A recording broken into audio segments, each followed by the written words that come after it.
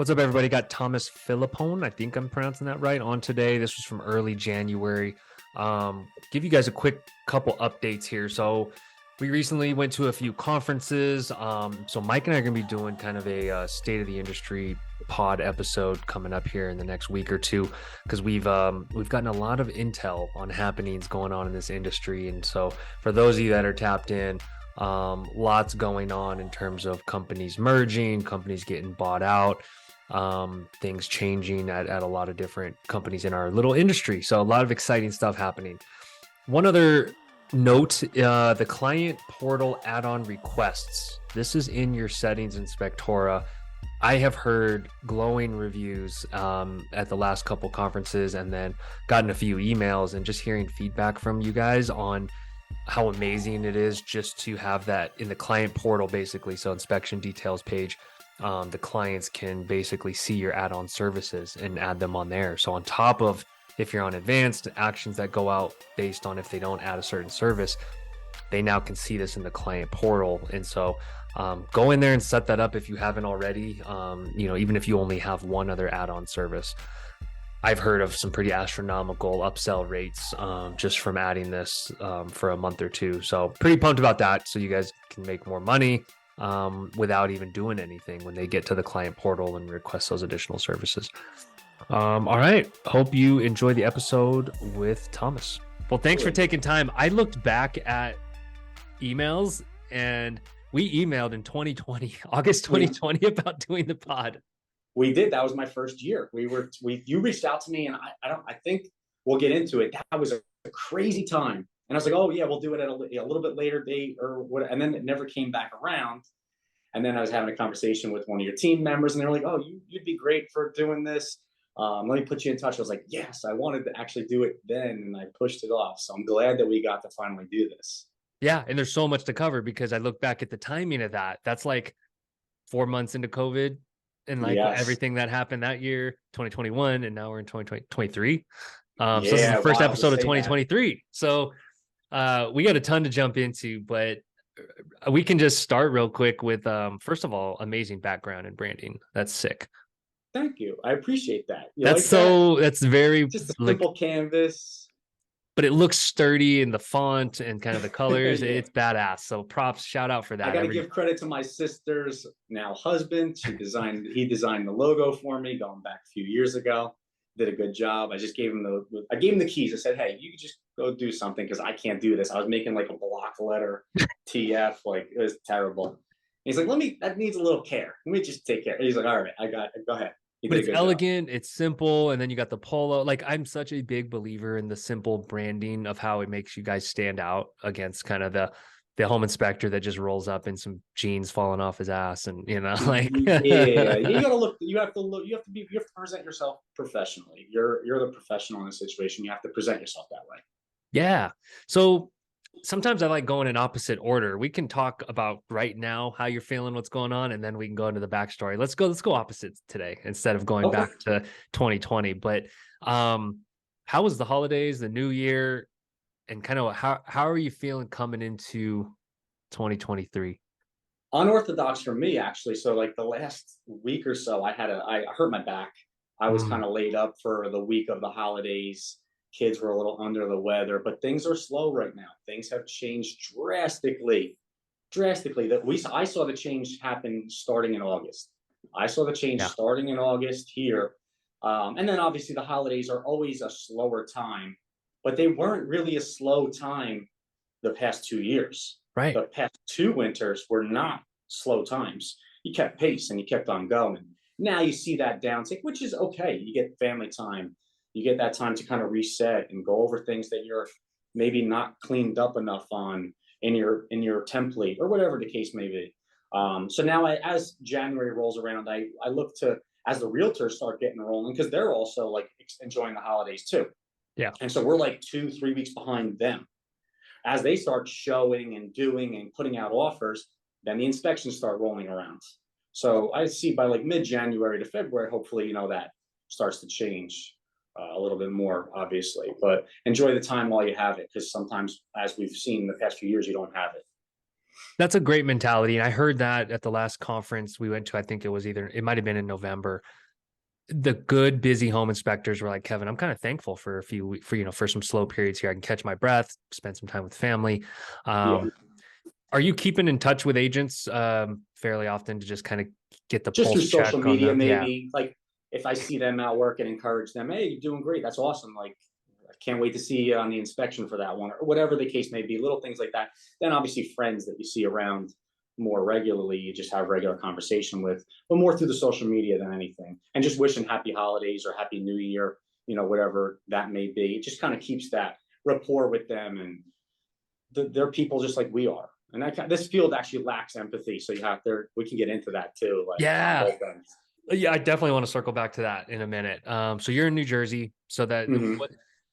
how do you feel the local sentiment and market is there? Do you pay attention to kind of national headlines and statistics, or do you just drill in kind of in your area of like, Yeah, hey, just I've just focused on our area really. The sentiment is that people think it'll pick up in February, really? usually Yeah, like around that time. Rates, I don't know what I don't know. I don't want to pretend to know what's going to happen with the rates, right. but I put it in the perspective of buyers. Everything comes down to payments, their Mhm. monthly payment. That's what matters to them. And so buyers that were shopping pre this raise in rates were looking at maybe okay, let's just say buyer A was approved for $800,000. They were going to match that payment. And now their mortgage lenders telling them, okay, your mortgage payment number only gets you a $500,000 house. Right. Well, there's like, why am I going to do this right now? So I get that. I see that, but once that starts to become more of a reality to people, like this is where we're at. Those numbers weren't realistic at that time. You'll get people still have to move. People still have to buy houses. Um, so it'll come back around. So you think there's a settling in period of this new normal, right? Because Yeah. it felt like fantasy land sometimes when we retro back and look at 2020, 2021 and the numbers and the growth and the home price appreciation. It felt like monopoly money at that time, right? Like it was And that's crazy. all I knew. But that's all I knew, really. That's You all came in spoiled, yeah. I came in November 2019, the end of November 2019, when things were slow because it was normal time. Right. And then March hit. It was slow, slow, slow. March hit. It went dead for a couple of weeks. Boom. And then we could talk about what happened, obviously, after that. Yeah. So that's all I knew, though, was 2020 market, 2021, 2022, until now. This time you see it more normalized. What were you doing during the great financial crisis in 07, 08, 09, 10, that period? I graduated high school in 2007, so I wasn't doing anything. Yeah. Yeah.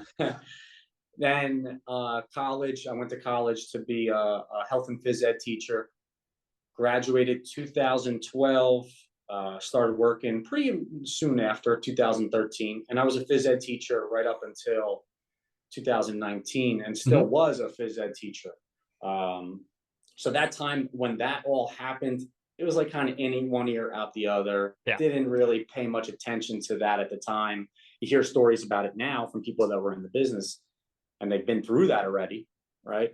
But I wasn't in that position at that time. And it's hard. Sometimes I think it's not even instructive to compare it because I think it makes people clench up and think it's going to be that when Yeah. in reality it's not. I think No. this is a coordinated, planned recession, and I think Yes. I keep repeating it on the pod not to be biased or just tell people to be optimistic. Just the fact that like this was telegraphed a year ago by the Fed, at least Yep. to raise rates, and so it is a orderly pullback, which I appreciate a little more. Yeah, the rates are still like low, probably compared to historically. I looked this Parents are up. I looked this up rates. yesterday. 30-year average is 7.8% on the 30-year Yeah. mortgage. So 30-year average, the highest it's been is about 18%. So a lot of people listening Yeah. can remember those times. But if you haven't, yeah, it seems scary when you go from zero. Mm-hmm. Yeah. You were getting um, free money there for a free while. money. Yeah. So I want to ask one thing and then we can go back to kind of what got you into the business. Yep. From what you felt in August, how did you kind of navigate that with the team? Because you have an amazing growth story. Like you're one of the guys that got in the industry and did things really well, shot out of the gate. How did you manage that in terms of like workflow, how you approach the business, cash flow, all these kind of considerations that I think everyone went through when they're like, okay, I feel some slowdown here. What do I do? Yeah, we saw, so it was like every month this year, 2022, was an increase from the previous year's month of jobs of volume right up until August. And then August hit, and there was a decrease compared to the year prior, and that subsequently followed every month there and after. Right. Um, how did I handle? I mean, I stayed the course. I was still working. We were still busy enough. I obviously you feel that pressure in yourself to keep your team busy because Right. they're dependent on you and they're friends of mine. We can talk about that. They're friends of mine, so I care about them having work and you know continually getting out there and doing jobs as well. I kind of took almost like a back seat and started enjoying family time more and let them handle more of the volume, Mhm. right? Because I'm still a part of this, but I can take a back seat. It's summertime and let me, I killed myself in previous August when it was like busiest. So for me, I stayed the course. I didn't do anything really differently. Um, but now moving forward, as I see the change, I'm going to start to get a little bit more into the marketing side, even with for you guys and Mhm. what you're starting to do. Because I see that I didn't have a good enough, I have a good presence online, but it wasn't clean enough. It wasn't clean, streamlined across. Like I had a great Google presence, or I do have a good Google presence, but streamlined across all the different browsers. And that's something I was talking about with Elias. It wasn't clean. And Right. so that's right now the focus for me as it's in this slow time is getting all that cleaned up. So I'm ready to hit the ground running when things start opening up. And then since I'm taking a little bit more of a back seat, I plan to probably do a little bit more like visiting some offices of realtors, doing a little bit more of that outreach since I have the ability to do that. So that's where I'm going to be.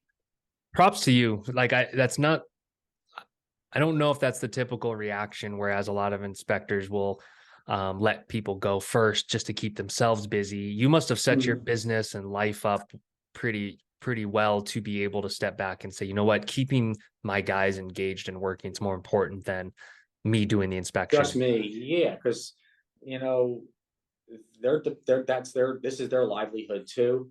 I have young kids, so it's easy for me to say, you know what, I'm going to spend time with my kids and my Yeah, enjoy that as well and do the pickups, drop offs, and all.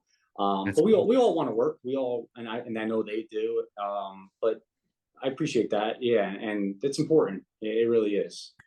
Let's talk about the hiring friends thing because you mentioned that, and it's a common theme in our business. You know, a lot of inspectors have friends, buddies that are either firemen or construction. Mm-hmm. What, how do you view that, and what are the pros and cons of hiring friends?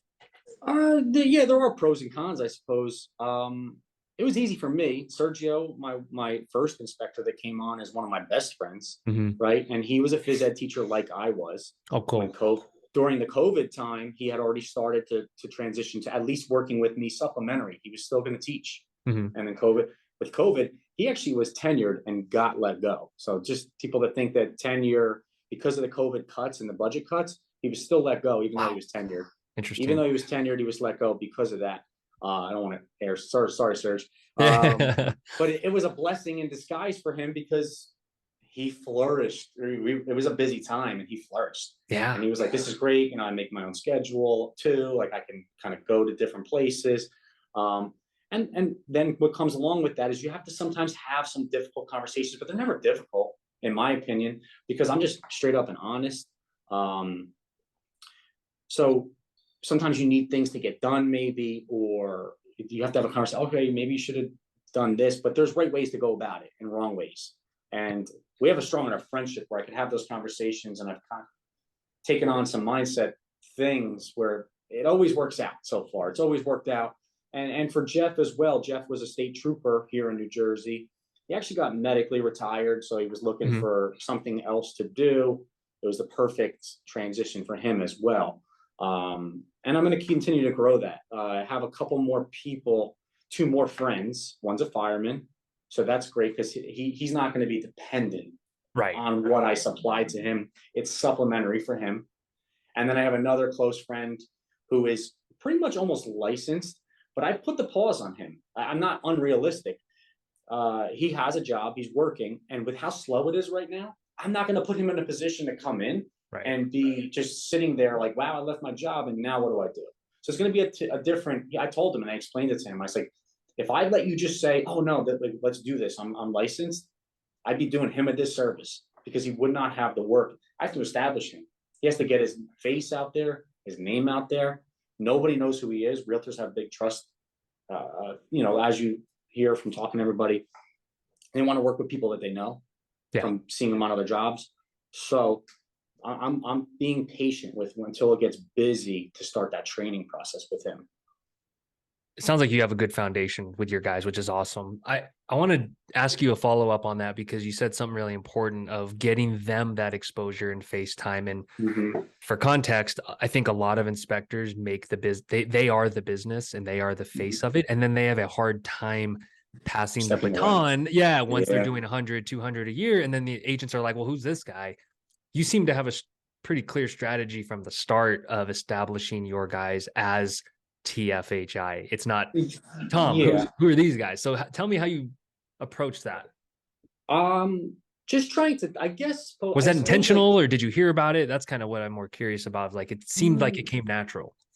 yeah, it came natural. It did. I mean, the way I train is I think about the way I learned how to teach. Mhm. So when my philosophy was when I learned how to teach, college didn't prepare me for teaching. So inspector school didn't prepare me necessarily to inspect. Right. You learn on the job. You learn on the job. Once you get in that position, you start learning by doing and being in that actual field. And so what I thought back to myself teaching, I learned how to teach from the first person I was paired up with teaching double with. Mhm. And so I kind of looked back at that and I was like, I kind of like almost emulated and like did exactly what he did initially. And then my personality started to shine through that after I got comfortable. And so the Right. way I trained them was almost like to be me, not to be, but to do what I do, to carry themselves the way I carry myself. And then as they got comfortable, then they start to wrinkle in their personality and their way of doing things. But you have to have comfort first. Like you can't just be there like a fish out of water. You need to feel comfortable in that situation. Um, and I guess that once people see that they have the same delivery as I do, the same kind of way of doing things, then they feel more comfortable, right? So and they know I trust them. So hopefully that bears weight as well. Do you do anything specific on site? So say it's like inspection number one where Sergio or any of your guys are riding along with you to kind of position them to agents of saying like, look, I'm not the business. We have a business that has lots of good inspectors that are going to serve you either way. Because I think the problem happens when they're so used to Tom or the primary business owner. And then Mm-hmm. on inspection 20 for an agent, they suddenly get swapped out. And that keeps guys in the field longer than they should be, as opposed to being able to spend time with your kids. So did you purposely kind of have them maybe do intros or talk to agents or No. um, for exposure?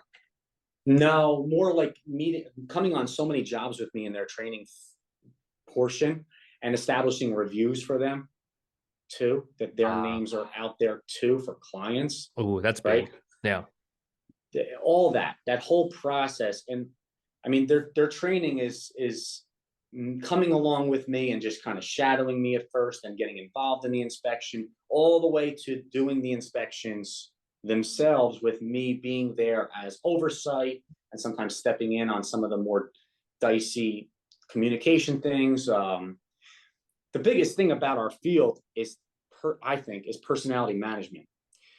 You're Mm, in the field and you have all these different personalities at a house at the same time, and you are in charge of that situation. It's classroom management, right? You have all these different student personalities there. You have a buyer's agent, sometimes you have a seller's agent. You have the buyers, sometimes you have sellers there. You are in charge of managing that whole thing. That's your show. And you have you have to stay within yourself, but also manage all those different aspects of what you're dealing with. Sometimes you have a seller's agent who's on top of everything as you're going through the house. And that can be very overbearing to everybody, but you have to manage that properly. Or you have the buyer's dad there, the buyer's uncle there, and yeah. you have to be. I understand it, but you have to manage it too, where it doesn't get necessarily out of your control, but you're also gearing towards what they're looking for. And so in that process of the training, I kind of can bring it back, just getting them that exposure around an agent so that they see how everything is kind of flowing. And then branching myself off of those agents that they've already met brings them across other people from their team. They talk amongst themselves, and it's worked well so far. It's worked easily. I haven't had too much of a problem with it. There's certain agents that only want to work with me, and that's okay. Yeah, but there's probably, and I definitely have agents that exclusively work with them that have come on after me, and they only work with those guys, and that's fine. Means you're doing something right. I think when they only want to work with someone else, that's freedom to me, to a business owner. Yeah. Well, let's go back to the backstory, because I want to know how you went from the phys ed world into like how you even heard about the profession. I'm always fascinated by that because it is a very under the radar, not well documented profession still. You know, however many years later. How'd you hear about it? Why'd you get into it? And then we can go from there. Yeah. So you rewind to 2019. I'm still a phys ed teacher. In the years leading up to that, I got obsessed with podcasts. We were just talking about that before. I got obsessed. I was constantly listening to all different podcasts, and they started motivating me in a different way than I was previously. I always saw myself being a phys ed teacher. That was kind of what I liked doing. I enjoyed it. But then I got hungry into like kind of starting to want to do something. And I listened to an episode that was like, start a business and do this and that. And it's like, find something you're passionate about. And so I'm actually really passionate about mental health, right? So started like kind of fostering some ideas. Here I am making like a social media page about like men's mental health. And just the wheels are turning. And I have close friends that are realtors, and a couple of them have mentioned to me, oh, you should start a home inspection business during that time. And I kind of just like, I looked real quick on my phone. Oh, it requires like 180 hours of class, 40 hours in the field. That's too much. I'm not doing it. Yeah, it's too much work. Yeah. And then fast forward, keep on getting motivated to do something. I'm like, wait a second, it's been there the whole time. It's been there. And so that summer previous to 2019 November, when I got licensed, started going through the school, because you have to do here, there's a whole licensing process. It's pretty serious here in New Jersey. But the 10-week schooling I went through, I did all the field work and beyond, because I met some really nice inspectors that were like, you can come as much as you want. Because cool. I didn't have my guys had me to just they were going to be part of my company. I didn't have that. Right. So I had really some nice guys that were, hey, you can come as many as you want. And it's summer for me. So what did I do? I just kept going to inspections and going to inspections. November comes, I'm licensed, start off like getting some jobs. I think I did like 10 or 12 my first month. And some of them were tank sweeps, but some of them were like tank sweeps. And then a couple of them were inspections. How'd you get the first one? How'd you get the first job? Do you remember? Well, it's actually funny. One of my best friends is a realtor, so obviously I always had him there. But that first week I got licensed was the only time I ever went to a realtor's office and spoke to a team of realtors. And that team is probably like the second best team that still to this day, they get a lot of their business out of one of like the more like Hoboken is a big area, Jersey City area. That's a huge area for people moving from the city and people that work in the city.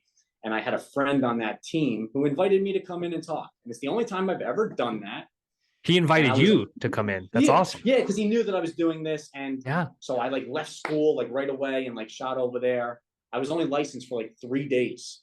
Like literally had just got my license. Were you nervous? What'd you talk about? I was a little nervous, I suppose, but like my field, like what I was doing at the time kind of prepared me to speak to people. True. So like I was okay with that. But I just went in and just spoke off the cuff, just introducing myself. You know, I'm new to the area, not necessarily like I'm 3 days into having my license. Yeah. But to this day, that team is like one of my top teams still. So that worked. I should do that more. But that started to turn into some jobs, obviously. So we get through the winter, it's slow time, 10 jobs here or there. I did like 10 probably in January. Then March hits. March 13th it was a Friday. I'm in school. Everything is building up that whole week to like they're going to send us home. And that was the last day I was in the school building. They tell us we're going home for 2 weeks. Nobody knows what to do. Well, I'm confused. The whole world is confused. I got hit up for I still did a couple inspections after that. And then we were unsure of everything. Everybody was. World stopped. Yeah. And so I put the pause on things for a few weeks until I even had an understanding of what was going on. Like I remember a friend contacting me for an inspection at that time. And I turned them down because I was like, I just don't know what's going on right now. Like it was just, we were in a weird time. Yeah. But I think by April, I got back up and running. And then it was like never look back, because I went from doing like 10 a month or so to that August 2020, I did 70 inspections myself. And I was like, but that first year, I didn't use the app. I didn't use the app at all. I did all my reporting at home. So you're talking about 70 home inspection reports where they take anywhere from an hour to 3.5 hours a piece. So I went through the grind for the first year for sure. It was just me. And that was brutal. That was rough, to say the least, because you get home and I would do 3 or 4 inspections per day, basically, at that time. And then I had to go home and upload all the photos, each like 200 photo job, to this cloud, and then transition them to a laptop and start dragging into the template and dragging and finding the comments from each job. And by the time I'd get to Sunday, even though I was doing them every night till 2, 3 a.m., I'd have like 8 to do to get caught up on Sunday if I took Sunday off. So that was like, it grew fast. It grew really fast. So you were working 7 days a week, basically. Yeah. How many hours? That time. How many hours in that period were you working? Uncalculable. Like that was crazy time, because I wasn't doing the app. I wasn't doing that. And that's something I actually train my guys to not use the app initially too. I think it's very valuable to learn the template and do the reports at home from scratch. You learn like we talk about personality management and all those things. When you're on site and things start firing off and you're trying to go through everything, and you have people, oh, you see over here, do you see over there, this, that, things can get ahead of you very quickly.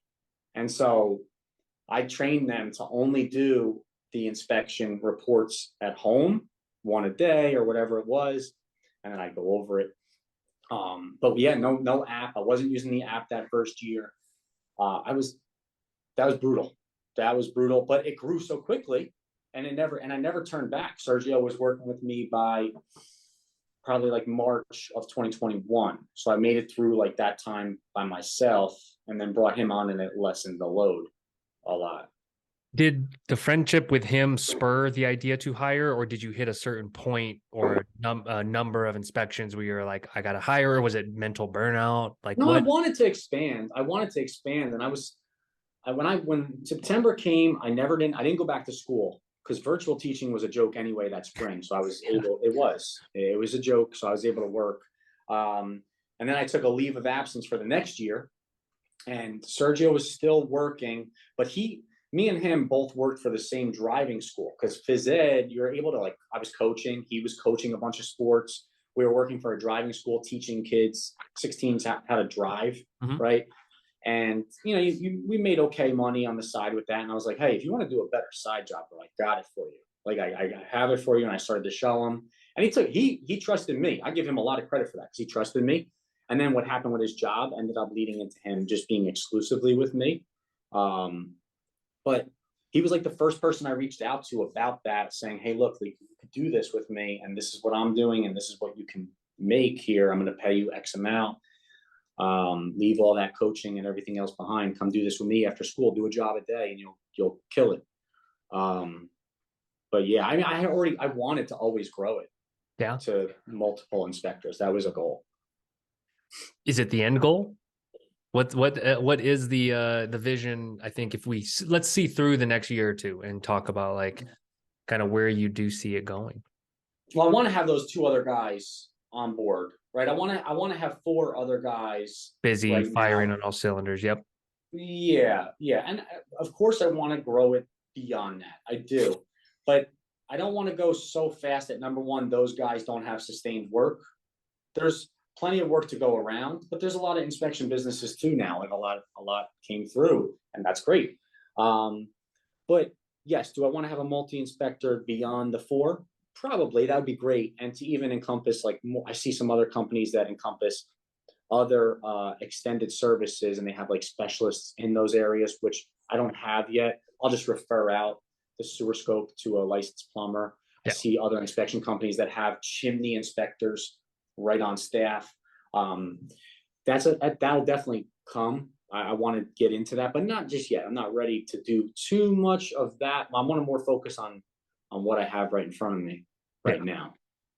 Is that how you're viewing this year? Like, hey, cautious market share growth as opposed to, I mean, the last 2 years, it's been a breakneck pace. There's been, I've talked to multis that overhired because we didn't Yeah, know what we didn't know 6 months ago. Like I don't blame them for saying, hey, if this keeps up, I got to hire six more guys or four more guys, and it's kind of yeah, like big tech companies. Everyone's pulling back a little now. So it's like cautious growth, kind of your yes. mentality coming into this year. Yeah, one of the guys I trained with, one of the inspectors I trained with had two employees during the 2008 crash. He was always like, oh, after that, they had to go. He let them go, and he was always, so I'm realistic about it. There's ups and downs in this field. This field is not steady, right? I don't have that steady salary that I had when I was a teacher. That's part of the greatness, and also part of the downfall is you have both sides of that. So yeah, I'm going to be cautious. I even he's one of my best friends. That's another one from back in the day, who is the one that's close to being licensed. Mhm. And I had to have that conversation. I'm like, hey, look, we gotta wait. We gotta wait till the time is right. I know you're rearing to go, and you want to get this started and do as well as some of these other guys are doing. But let's just proceed with caution and just see what happens as we come into the spring and where things are at. Because I So are got to you, work too. yeah, yeah. Are you shifting a little? Because you mentioned the only time you did a office visit and talk was the first time, the first one.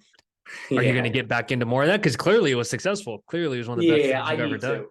I need to. I need to. I sponsor some like realtor events, like Mhm. when they have client appreciation. I've done that. Um, but I do need to start going to more offices and just having conversations, just keeping my face relevant for that purpose. And then also meeting obviously newer people that may be on the fence about who they constantly work with, or maybe they haven't found somebody that they feel comfortable with yet. Um, so yeah, I have to. That's going to be my focus Yeah. I from mean, my perspective. you're professional, good looking dude. You got to get yourself out there, man. You talk to people, I guarantee you win more times than not when you get in front of people face to face. Yeah, yeah. I appreciate that. Thank you. I understand how to have a conversation. And have empathy on both sides of like what a realtor is going through and thinking, and because this is their livelihood as well on the line. Like those deals, if they don't close, then they don't get paid, and our livelihood is on the line too. If we miss something or we don't get something right, and it's coming back at us.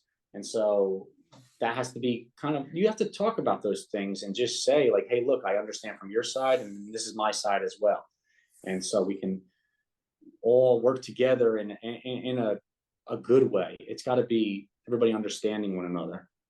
Do you have a sense for if agents are starting to come back into the offices in your area, or is Oh it yeah. a lot of remote where you do have to reach them digitally? Like what's the breakdown No, there? it's normal now. Like people Okay, are in the offices. cool. So you It's can get, been for a while.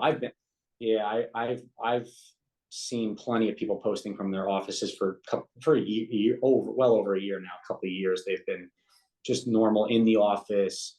There are some brokerages now that are more digital, obviously, than others. right. Like you have the EXPs that are doing a lot of their stuff just through these virtual meetings. Um, but I do that too. I've done like classes I like being in person more if I'm going Yeah. to talk to people. It's but I'll do it either way. It doesn't matter to me at the end of the day. Agents Whatever are they want. lonely right now too. I think I PSA to inspectors, like there's agents are looking for people to talk to. So don't hesitate to go in, because as a former agent, I remember times where it's like you kind of want someone to come in and shoot the shit with. So like they're Yeah, ready for just you. talk and have a conversation and just be real. It doesn't have to be about Right. Jobs or business per business. se. Yeah. It doesn't have to be about, oh, the water heater was corroded. It doesn't have to be about that. It could be about what we were talking about just how you talk to people, and getting to know a personality and seeing if Yeah. personality works with how you do things. Yeah. So there's a lot of wrinkles. I'd almost encourage, get not to get off topic, but like bringing up interests and hobbies. That's almost the key to winning over agents and jobs is kind of like, what are they interested in? Are they fly fishermen? Do they like the Brooklyn Nets? Like, what are they into that Hmm. you can bring up and talk about? Because Yeah. bond, right? Yeah, even when you're in an inspection, have conversations, talk to people, get to know them, let them know about yourself too. You make a connection. We're not going to be perfect. We all know what we're in and the liability that we're in and what goes on in these houses. And if people feel a connection with you personally, my personal belief has always been that they're going to contact me. I'm not going to get a letter in the mail, Yeah. and that works. And I'll have a conversation with anybody. I'll talk to anybody. I'll take ownership of a situation when it needs to be done. I have no problem with that whatsoever. And people see that it reflects upon people, and I get that conversation all the time with, I really appreciate you. You seem like you're just being genuine. You're not being disingenuous. Yeah, 100%. Let me shift gears for a second to something that you said you're passionate about. And I bring this up because my brother, my co-founder, got his master's in counseling psychology. So he has a Mm-hmm. passion for mental health as well. And Yep. he was shocked at when he stopped being a counselor and we started Spectora. He thought he was going to like never use that part of his education and brain. He was Mm-hmm. pleasantly surprised that growing a company and navigating being a business owner has more to do with mental health than almost being a counselor. And so I Yeah. want to ask you any revelations or surprises in terms of how mental health and kind of how that plays into one starting and running a business, and two Mhm. managing and training a staff and agents, and how it all kind of plays together, because you're right, it's not talked about in our industry. Mhm. Yeah. um but it matters every day, and there's an element of it. So we could just riff on that. I know that's a long-winded question, but like No, but it's a good question now, and it makes me think a lot. It makes me think a lot. For me, the passion came from just my own personal struggles with mm, anxiety and all those things, and how I flourish and I do really way better. It's completely mm, different than when I used to be.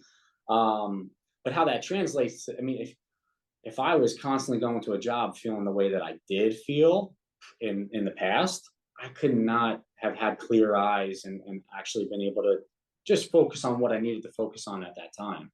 So from my employees' perspective or from my perspective, having myself in the right headspace then translates to a better experience for the customers and the agents and all that as well. Because they only care about that job. I don't care if you had a good experience with the 500 previous jobs that you just did. That doesn't matter to the next job you're pulling up to. right.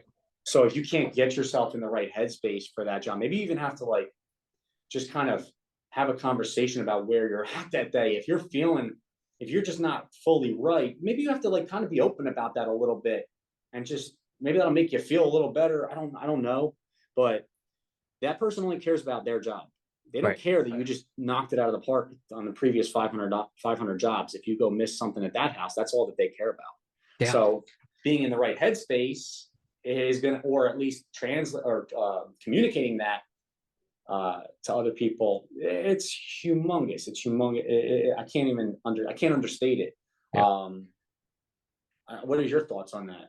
you know it, I want to ask you after I answer you on the books and resources that you leaned on Mm. during those times. But yeah, I clearing our own kind of mental blocks and hurdles, it's so important to functioning and getting out of our own heads, as you mentioned, because you have to do that to care about someone else's needs. Like we Mm-hmm. can't be thinking about our own insecurities or be our own anxieties and actually think about this homeowner or this agent and what they need and what they're going through. And so to me, that self-work, like my wife and our self-care kind of, book junkies, where it's Mm-hmm. just like, Yeah. let's just read and learn everything we can to get to know ourselves better, because Yes. um, that vulnerability is also endearing. Like you said, when you just say like, man, I Yeah. am off my game today, I feel a little down and maybe I don't even know why.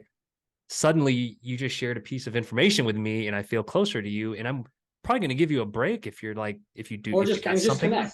And Yeah. you have to understand the headspace that a buyer's in. A buyer's nervous. They're in a what's the word I'm looking for? A vulnerable state in that sense, right? The, Yes. the buyer, the sellers are nervous, and they're going to be, if they're there like hovering over, which happens sometimes, they're critical of every little thing you're taking a picture of, and you have to have that understanding and empathy and not get frustrated. Maybe you're feeling a frustrated inside. It's normal, but Hmm. you got to just keep it together on in that situation.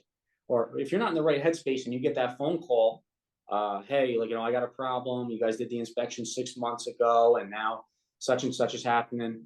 You got to be in the right. You have to have the right mindset and the right headspace to be able to handle that the right way.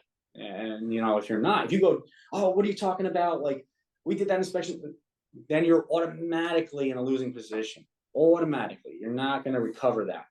So it starts Ooh, with yourself. let's talk about this because I have interacted with inspectors that have reacted with the ego. We'll call it the ego because everyone Yep. has one, some bigger than others, of Mm-hmm. when you're defensive about your position, either in the real estate transaction or yourself and just who you are, it comes out in weird ways, right? When someone challenges you or questions you, Yeah. um, that defensiveness is never a good look, man. And so No. I think you hit Even on if you're something right. so important. Yeah, even if you're right. Even if you're right. Even if you're right. Like, and you don't want to just like you don't want to succumb to just like a fall. Yeah. But the one you would mention books. The book that set my mindset from starting when I was starting the business was Extreme Ownership by Mm, Jocko Willink. Jocko Was Willick.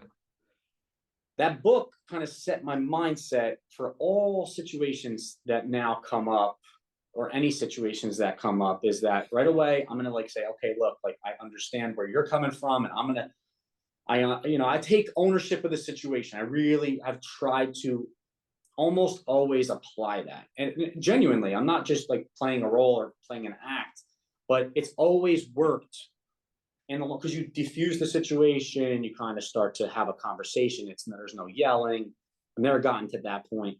Um, so that was like the framework for like setting my mind, because I never had that mindset. I was young as a teacher, and you're learning as you go to become a professional, right? And as you grow and you start getting into more information from podcasts and books and all that stuff, you enlighten yourself. You start Yeah. growing up, right? So all that prepared me for where I feel like I am now, because me then, when I was young and anxious and all those, I couldn't have handled all of this that comes along with running a business. So you got to make sure you're in that position, in that space. Yeah, 100%. I'm almost fascinated to hear you speak on this because like you said, you got into the business and then it was off to the races for the most part. Yeah. I I am curious of inspectors' feelings on kind of resilience and the feeling of the numbers going in the opposite direction or the year over year numbers looking worse than they have in the last couple of years. And I think Yeah. inspectors that have been through a crisis probably have said like, okay, I've been here before. Hmm. You and I haven't because our businesses, were born in Yeah. the boom times basically. And Yeah. so, um, to me, that mental fortitude and resilience is a piece of mental health too, right? Of like, how do Yeah. you react to adversity? And so, Absolutely. and you seem to be in a good headspace with that. So like, how do you approach that? How do you, I guess, deal with adversity? It's definitely that, having that mindset that I was just talking about, with taking ownership of situations or adversity, because that is the adversity you have to deal with. The adversity is the seller that's a little upset over there was some dirt on the floor by the front door. Oh, whatever. But Yeah. that's the kind of adversity you maybe deal with a situation, because it's all your business brand on the line. You're always worried about, oh, is there a bad review going to come in about like this one little thing? Like, so that's the adversity that you're usually dealing with in those situations. How do I deal with it? I mean, I've always been big into fitness, so I make sure Mm, that for me, at least once a day minimum, I do get some kind of a workout in. I initially was big with like some of the books, like the CBT books, like cognitive behavioral therapy books. Initially, when I was trying to like kind of go through this, it all kind of got ramped up as I started having like my first son. I was getting more and more anxious and didn't know how to navigate that world, and I started doing some things myself. So it was some self-help and self-care. But now as I found, as I found a good pace for myself, it's always been like I go back to like getting a workout in for the day and feeling good Yes. about myself, taking care of myself, not neglecting that part of what I need. Um, that's been for me. How about you? Have you found like something Oh, that grounds man, you? it's reading and working out. It's fit, and I Mhm. think everyone needs to make that a part of their life. We're not going to sit here and preach about it, but to me, Yep. the anxiety just melts away when you kind of push your body a little bit, and then you're Yeah. like, oh, the thing I thought was this huge boogeyman is kind of just a problem I can tackle. And Yep. um, I think everyone's got to start their journey somewhere of like, get your heart rate up, lift a heavy thing, Yeah. start there, and the rest of the world seems manageable.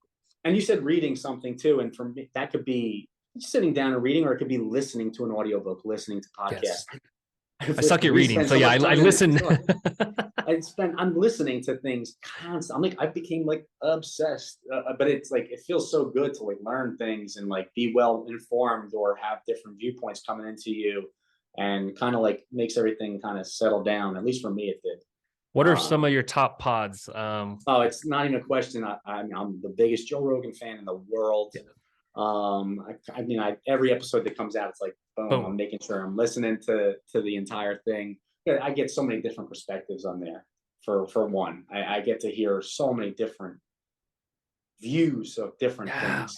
The range Like of it's people he has on that show is insane Yeah, to me, like and that's across what's the whole incredible spectrum. about it. Yeah. It does, and you get a lot of, and he's very level-headed too. He does a great job. He Yeah. does a phenomenal job of just kind of like pushing back on something that he doesn't agree with, and he does a great job. I listen to your podcast. I listen to some sports podcasts of like some past radio personalities here in New York that aren't on the radio anymore. Um, and then actually, Andrew Huberman has a great podcast. Oh, If you yes. listen to his is good. His is really good. Andrew Huberman and Peter Attia. Peter Attia, I went down that one for a while. When I was teaching, I became like super hyper focused on like all his like longevity stuff. He was like very into like how to live longer and all these different molecules. And so I literally probably could have got like a PhD from trying to listen to them because it's so high technical. And I Yeah. would listen to these episodes. I listen to these episodes sometimes multiple times because I Yeah. got the time to do it in the truck or at a workout. But that's probably my top list, and it starts with Rogan's. What about you? What's your top list? That's awesome. I sometimes will forget about Rogan and then binge catch up because I'm like, oh, this is like candy to me. I get like 20 episodes in a row. Yeah. I listen to, and I'm going to underscore this with like getting different perspectives outside our industry because our industry can Mm-hmm. have tunnel vision sometimes. I think we're all Yeah. guilty of that. So I listen to the All In podcast. It's a business, finance, markets Okay. based one. And then My First Million is a brainstorming podcast. So it's about, Mm-hmm. they brainstorm business ideas and talk through them live and like Interesting. how it could work, how it could fail, good ideas, bad ideas. So that gets the brain going of kind of like what to bring back to Spectora and home inspectors. Um, and then a volleyball one because I'm a big Cool. beach volleyball fan. And then Mm-hmm. stuff, sports, stock Yeah. markets, things like that. Because yeah, Yeah. I'm Every a now and then basketball I'll. guy. Oh yeah, basketball. Yeah. Yeah, nice. Got a good, in the season right now, so Yeah, exactly. So to me, in that stuff, I almost view it as a recharge from business yeah. because like I think everyone needs that and it's an obvious one. Mm-hmm. But I try not to Absolutely. spend too much time on everything else because then to me I find myself sometimes getting away from how driven I need to be and want to be with the business. And so it's a balance, right? It's like, Yeah, yeah. If I could refocus, like the amount of energy that I probably put into listening to Joe Rogan's podcast, if I even like took like 20% of that to like focusing on like going to realtors' offices, like I could grow more. I could. I yeah, know that for a yeah, fact. And so that's me even like self-reflecting right now. Like, yeah, you love that, and that's great. But you can put some of that into like more growth, and you could even grow more if you really wanted to. that's amazing self-awareness though. And I like the thought of like, hey, how do I allocate my time? And one, forgiving ourselves if you do that for enjoyment and happiness to stay Yeah, healthy and balanced. It's like, cool, I'm okay with 20 grand less this year if I'm gonna be balanced and healthy, right? yeah, yeah. It's probably the inspectors and people that will spend 8 or 10 hours watching sports every day or every week, Hmm. when it's like, well, that's up to you as to how you want to spend that time. Yeah, But yeah, don't of complain that course. you're not meeting You're more not agents. working. Hmm. Yeah, or don't complain if you see the agent that was using you now using somebody else. Ooh, And you see that a lot too. And you have to have understanding again that you're not going to be the go-to inspector for everybody you come across. It's just not going to happen. right. Everybody's going to mix and match different ways and do things, and you got to handle that one right too. You got to go about it the right way. Don't just contact somebody and be like, well, what are you doing? You're not, What the hell? working with us. Yeah. Yeah, yeah, yeah. I mean, there's a right and a wrong way to do it. You can have a conversation and bring it up, but just I, understand that if they're going to somebody else, maybe you could do something else or understand something else that you maybe were missing. It might be why they're going to somebody else. yep. And that's extra time and care and effort. Ties in with everything we just talked about of like being sharp Yeah. mentally.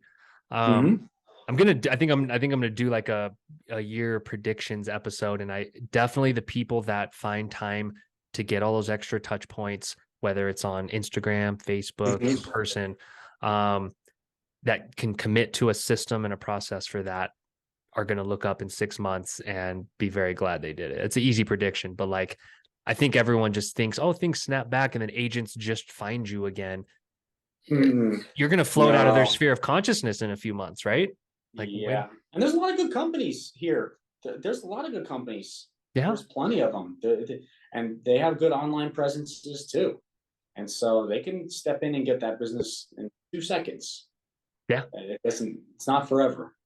it's the time to stay sharp. That's for damn sure. Yeah. Well, hey man, I don't want to keep you too much longer. What else do we want to jump into? What else is interesting to you? Because this is awesome. I love just like riffing like this.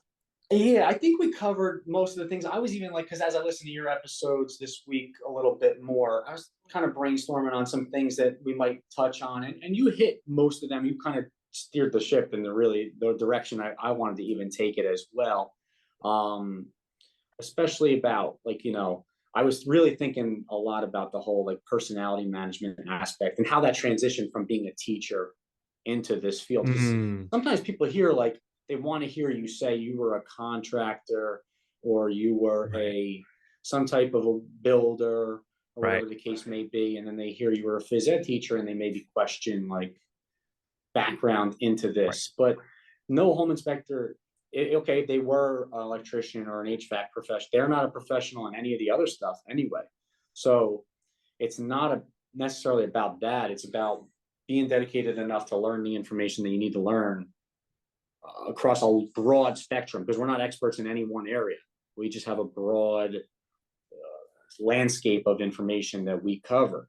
So I think it was the perfect transition, just because of the fact that I was always I was in front of a class of 50 kids, right? But you're Mm, still managing all the different aspects of what's going on in that room. You are commanding that room and behaviors and all different things. And then as you transition to adults, okay, but buyers are students. They don't know most of the time what the expectations are, what to do, what you're questions to teaching. ask. You're teaching them. Yeah. Yes, you're teaching them, you're speaking, you're using your communication skills. If you don't know how to communicate, you can go ahead and make a small thing a big thing, right? So and you always hear that from agents about communication and the right way to talk to people and not to be an alarmist. That's always the word you hear, is not to be real and to do the right thing, but not to be an alarmist, because every house you're going to go into is going to have a nice little list, okay? But everything can also be fixed, and you don't you can't put yourself we don't understand what the buyer's position is, right? Like we go in a lot of houses, we go in a wide range of houses. We go in the $350,000 really beat up house that needs a complete renovation, and then we're going in the $1 million homes, multi-million-dollar homes, and you don't know the position that that person was in to get to that spot. So, and what they're willing to like take on as far as like work to do to the house, and what else they can afford out there in the market the way it is. So we can't just be going around and just killing people's dreams for things that Right. we deem are obviously issues, and they are. But again, what maybe is somebody else what are they going to find then if they back out of that one and they go to another one? So just communicating it the right way, communicating it in a respectful way, not demeaning the people if they don't understand you, because you got to sometimes explain things in multiple different times or multiple different ways. Um, it's probably it was the best transition for me. That all added up to me being able to do that. Um, and that was like the biggest thing I wanted to, I guess, talk about with you. And we covered that a lot. I don't know if there was anything else you had that you thought about, but um, for me, it's now got to be about obviously sustaining through this time, growing, continuing to grow. We'll see how that goes. Yeah. As we discussed, we don't know what's going to happen, but we can't control necessarily what outside forces are going to happen, but we can control the position we put ourselves in. That's so well said. I just love your even keeled approach, kind of not necessarily riding the highs and lows and saying, what's in our control? Let's go do that. I do want to underscore what you said for new inspectors or inspectors that are thinking about getting in the business, leveraging your strengths and kind of shedding that, oh, I have to be a ex builder for 20 years, or I Yeah, had to be an electrician. You're such a great case for, man, take all those skills, because this business is way more than knowing about plumbing pipes. It's yeah, almost, many would argue it's more communication and personality it management than is. anything. It Yeah. is. It is. It is. It's more. You have to have the knowledge base, obviously. Right. That's why you go through the school and the training and ask questions. Don't be afraid to ask questions. I ask questions still to the teacher of our class. That guy knows. I always text him and ask him questions. Contest, send the pictures. I have a chat with local inspectors that I made friendly with. Talk Nice. to them, and we throw around questions to each other on the regular. They're always sharing stuff in there, and we kind of talking like nobody's afraid to ask questions. I'm certainly not. I don't care. I'm not gonna. None of them. We're gonna keep learning forever, Yeah. and we're gonna see things that we never saw before.